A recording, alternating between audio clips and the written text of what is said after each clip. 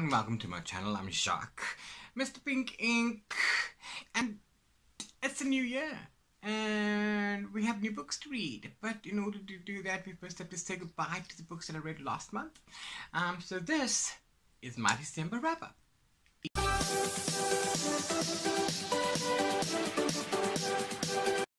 If you're coming back to my channel, thank you. It's good to see you again, and I hope you like this video. And if you're new to my channel, thank you for, clicking on that button to see what I'm all about. I hope you like my content, and I hope you like, it enough to stick around. So please consider hitting that subscribe button down below, because you'll get more bookish goodness. And then hit that notification bell as well, so that YouTube notifies you every time I upload a new video. And also remember, like this video, and sharing is caring. So I ran a readathon. I hosted a readathon in December called Decemberthon, and I also did a photo challenge called Pink Reads December. I think they were both a success. But of course, if you want to know what my plans were for Decemberthon, then check this video. And then you'll see the books that I chose would have given me the lines in that video. Did it work out that way? No. Did I read more books than there were in that thing? Yes. Is this a thing with me? Apparently. Before we get into all of that, let's do some stats, shall we? So in December, I read 7 books, 4 ebooks and 3 physical books. I read 2 3-stars, 4 4-stars, and 1 5-star book, and that gave me a total of about 2,046 pages for December. I would have read more. I would have made 8 books, but then I didn't have enough time. So yeah, I'm pretty happy with that. Not too shabby. Okay, so back to Decemberthon. The way I selected my TBR originally was to show how you could get 5 lines out of just 5 books by doubling up on all the prompts, and you were able to, for example, those 5 books were on my list, but I had to read a couple of others because I was on tour that I forgot about, and there was something else that I was behind on. So three more. I chose 5. I didn't read one of the 5. I read 4, and then I ended up reading 7. So 4 by original, 3. Anyway, you'll see. Compare the 2. Watch that video. Watch this one, and we'll see. Okay, it's not the first book that I read, but the first book that I'm talking about is Heart of Shadra by Suzanne Foer. This was the 3rd book in the 3-book box sets that was provided to me to review. And I speak about the other 2 in my November wrap-up. So do go check that out. But the series will consist of 12. There is currently, I think, 5 out now. Book 1 sets up the introduction that tells you about all the players and what's happening and what's going to happen. And the premise is that they need to save the world, and each person is from a particular province, and only that person can save that province. So then the 10 books after that each follow one of the main characters, and then 12 will essentially wrap everything up together. So book 1, Heart of Destiny, sets up the story. Then we read The Heart of Tyr, or Tyr, Tyre, I don't know how you pronounce that, but that was book 1, followed that girly. So now, in The Heart of Shadra, each province has a boy and a girl that carry necklace called the Crystal Heart, and they are heart bearers. So what happens is that the boy and the girl are supposed to have a destiny together. However, the evil overlord Emperor Madrid has banned magic and is killing everybody who can do it, and he's collecting everybody else so that he can harness their powers for himself. So Heart of Shadra follows Shakoba, who is the daughter of the province of Shadra. And in this book, there is many North American Indian references as colored that way. I'm not an expert on that. Don't come at me if there's something wrong about it. I'm just telling you that I liked the influences during the book.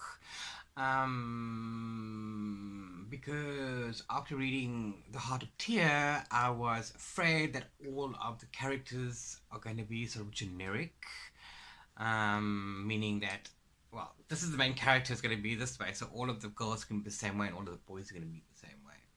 I was happy to find out that they all have different personalities. That was great.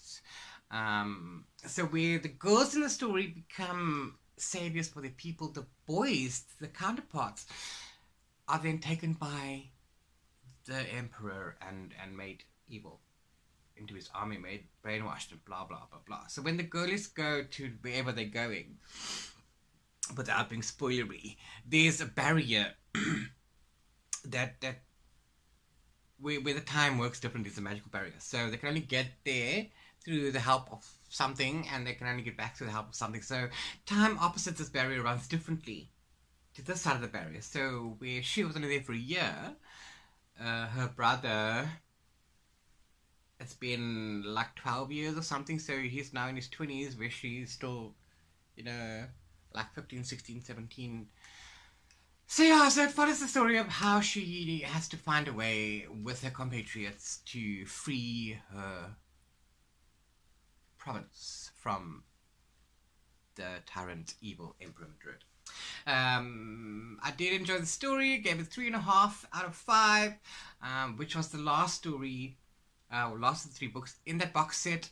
Overall, I've given the box set 3 stars. It is good. I do enjoy it. Book 4 and Book 5 have been released. Book 4 has been released and Book 5 is coming January, February.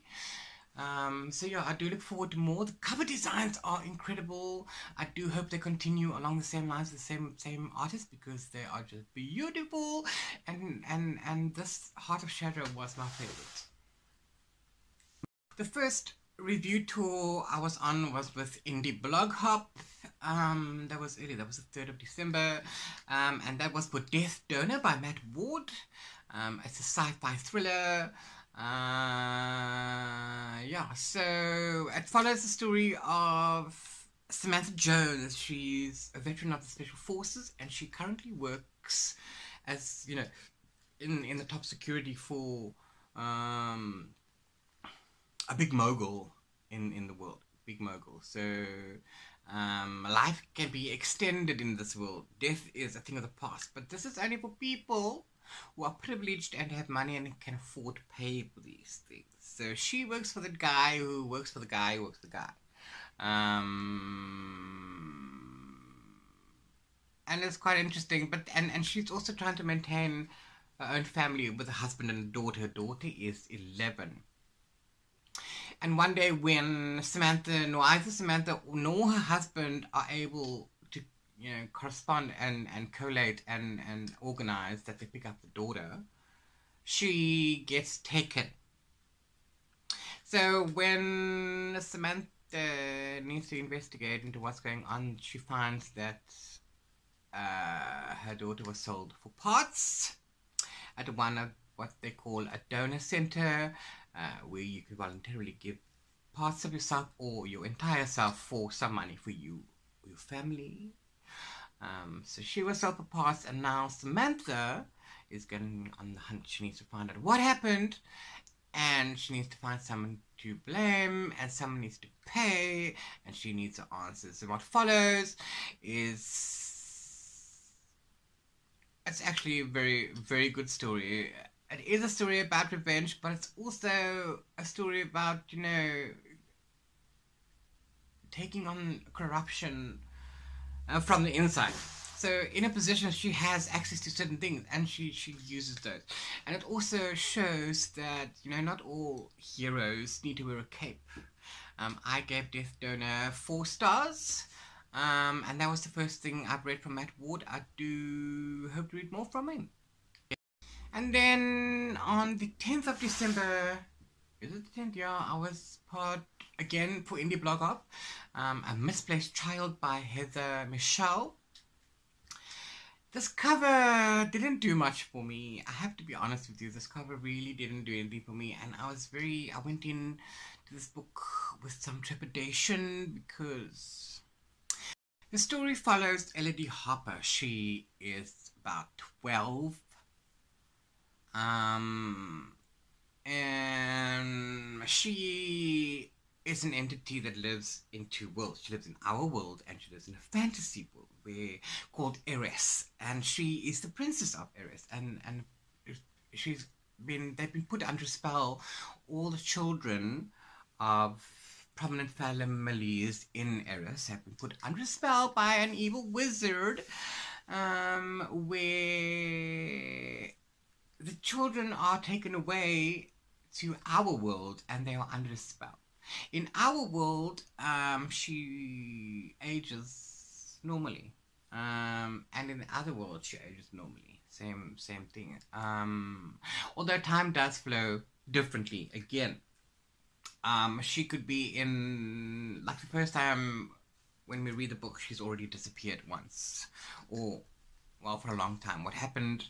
Where she was gone for maybe a day. She was gone for 2 weeks here. She was just gone. Parents couldn't find her anywhere. She doesn't want to talk about it. They signed her up for, you know, therapy. So she has to go twice a week, so on and so forth. Through all of these things, nobody believes her. Her best friend does. But, you know, they're growing up and they're changing. So what happens is, when Elodie crosses over, which is very unexpected, you can't tell when it happens, then she spends the time there. She ages there, but when she comes back to our world via the spell, she reverts back to the age that she was when she left. So things happen, and paths cross, and, you know, Elodie has to learn to lie to everybody, to say that she's actually fine and these things don't go away, but she can't really explain to anybody what happened in the 2 weeks that she was gone, because what else is she going to say? So it's a really good story. I did love it. I do hope to find out more. It is a book 1. Yeah, so now I don't know, I'm not sure. Look, the story reads like the story like I've just explained to you, but it could also be the fact that Elodie is suffering from some mental illness, and, you know, she's hallucinating these things when she loses time, but the fact remains is that she still physically disappears. So there's also that. I'm looking forward to book 2 when it gets released, and then we can continue that story. I gave it a solid 4 stars. It is a middle grade, but it's really, really good. For an epic fantasy, by the way. And this is I think it's a good starter to get your tween into epic fantasy by giving them a Misplaced Child. Then on the 14th of December, with Expresso Book Tours, I was on tour for Full Moon in Leo, which is a male romance, small town Christmas, and it is actually really, really good. For me, who has lived a sheltered, ignorant life, I've learned a lot in this story. Okay, so Full Moon in Leo follows the story of Cole Morrison, who left his family behind and left his town behind and went to follow his own life, but, you know, made wrong choices, fell in with wrong people, served some time in prison, and that's what he does now. He runs away. So things happen, and Cole has to come back to Jewel, which is his hometown, So he was going to be there for some Christmas things for a while, for a couple of months, and then move on. So he arranges to get his aunt's house in the woods, and he has to look after her birds. So some really cute scenes with Cole and the birds in the book. But while he's there, he reconnects with his best friend, and he meets Jessie Carraway. And Jessie Carraway runs an apothecary, because Jessie Carraway is a Wiccan witch. And things happen. And I kind of enjoyed it. I'm not a romance guy, but I'm changing my mind with books like this, guys. This is amazing. There was some amazing representation in this book. I mean, there's trans, there's pansexual, there's lesbian rep, there's demisexual, non-binary, and gay. They're all there. And you know, everybody has to keep educating themselves, and for me this book was an education, and I enjoyed this book so much. It's not erotic, but there is a little bit of steam in there, and I think that Jessie and Cole are my favorites, and I need more of them, and I think I'm going to go move to Jewel. I gave it a solid 4 stars. Brooklyn Ray is a new author to me. She is also queer, so this is an own voice novel. Go read it. Go read it. Okay, and that is the 4 ebooks that I read, the digital books that I read during December. But I need a physical book in my hand. So, yeah. So, there were 4 books, physical books that I wanted to read. I didn't get to finish Verify. Verify was my science fiction, and that was also my pick for a long time on my shelf. I didn't get to read it because I ran out of time in December, so I didn't get 2 lines because of that. And then I also made a faux pas. I chose a non-fiction book to read, but it turned out to be fiction and not a non-fiction. And that book was Pride. Stories, poetry and arts on the theme of pride by various authors compiled by Juno Dawson. I thought it was going to be something along the lines of, you know, she called me a woman, but it's not. These are actual stories written by authors and with some, you know, not photos, artwork based on stories. And all of these authors, artists, poets are all queer, and they all, you know, fall under that spectrum. I mean. So, yes, that's, you know, I love this book. There's nothing I can tell you. I mean, there are the authors in here. You've got, you know, Alice Oseman. You got David Levithan. People that you've heard about and people that you haven't heard about. They're in this book, artists, poets, and things. I do recommend this. This was my 5-star read for December, and y'all should go and get it. Whether you are queer or not, I'm sure you know somebody. This is gonna help. It's gonna help. I promise you. 5 stars. Go get it. Go get it. Go get it.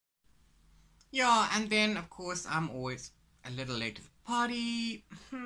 My next book I read was Cinderella is Dead. By Kaylin Barron. Let me just say that, you know, I wasn't a fan of the whole Cinderella story. So for about a third, maybe up to half of the story, I wasn't gelling with it. I was seriously considering DNFing. I love Sophia. Sophia, the main character, she's lesbian, and she has a love of her life and that was what attracted me mostly to it. Now, trying to be spoiler free, Cinderella story. Cinderella is Dead is based on a Cinderella story where the kingdom continued after Cinderella and Prince Charming, and the laws have been put into place. Official stories have been made, and girls are groomed to become the next Cinderella. And whether they become the next Cinderella or not, it's the same thing. If they don't go to Cinderella's ball, they won't be picked by the men, and then they won't be able to get married and have a family and have a life. And they have 3 chances to be picked by someone. And a girl of 16 can be picked by a man of 60. Yeah, so in the beginning of the story, I was getting serious The Handmaid's Tale vibes. Okay, serious The Handmaid's Tale vibes. Which I was binge watching, by the way, at the same time.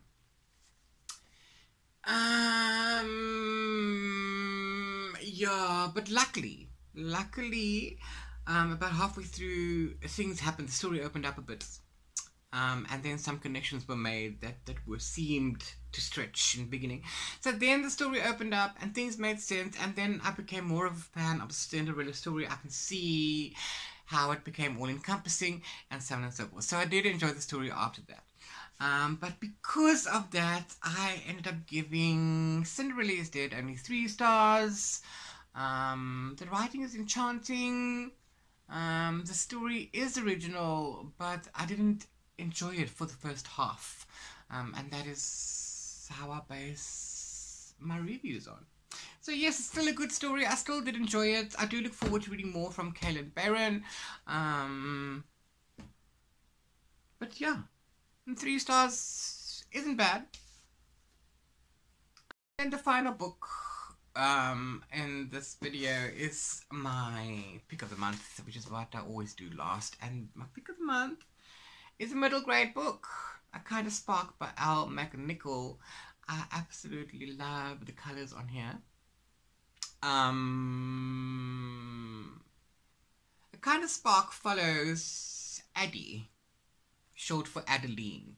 And Addie is also 12 years old, I think, 11, 12. But Addie is autistic. And Addie has older siblings who are twins, and one of the twin is also autistic. So she's the youngest of 3 girls. The middle girl, the neurotypical girl, has her own internet show, YouTube channel, where she does makeup and all sorts of things, and so on and so forth. So we follow Addie as she tries to maintain a normal life. And she's masking and is stimming, and everything is all portrayed in this book. It's really good. But they learn in school. They're learning about, you know, that their little city had some witch trials a few hundred years ago, and that women were persecuted and killed in all sorts of ways because they were a witch. And Addie, you know, finds out that, you know, if she was alive in those times, because she's different to everybody else, she would have been accused a witch, and she would have, you know, been killed because of that.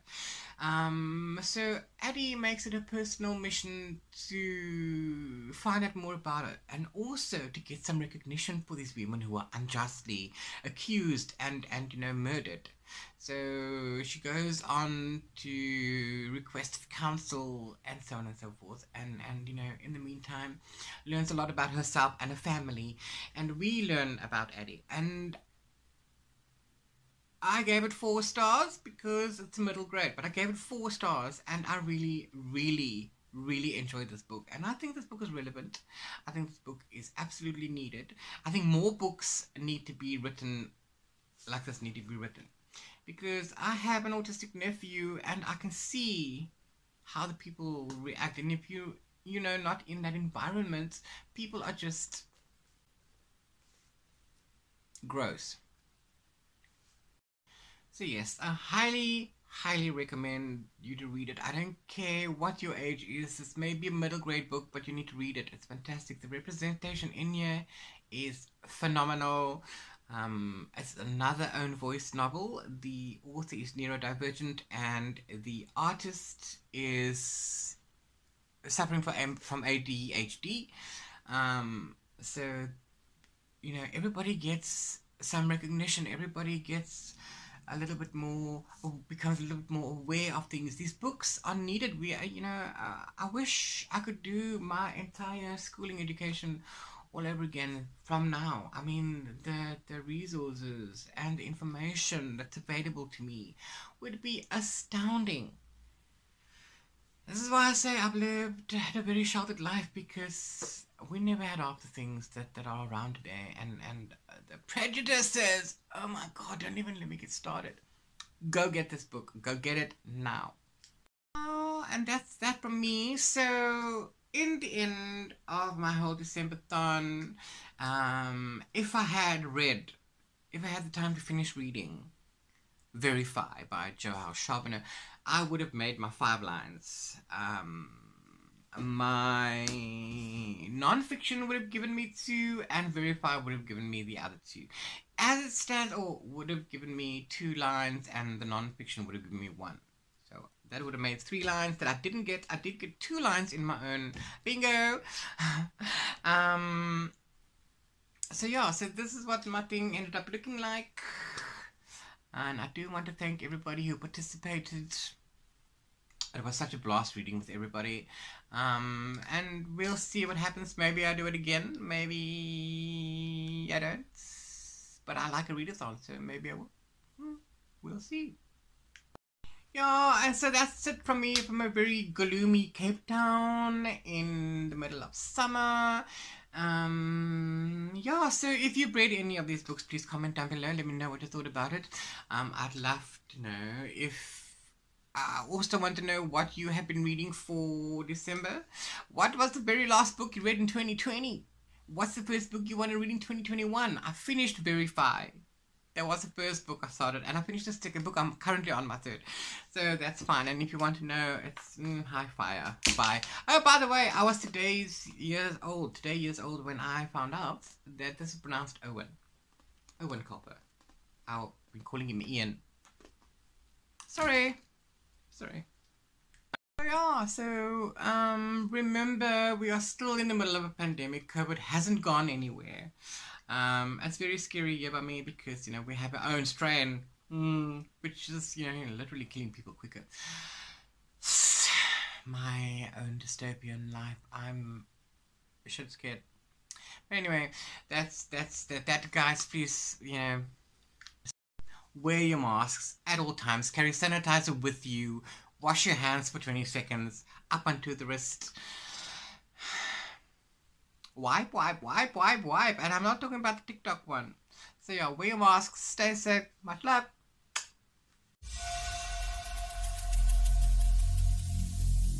Every single day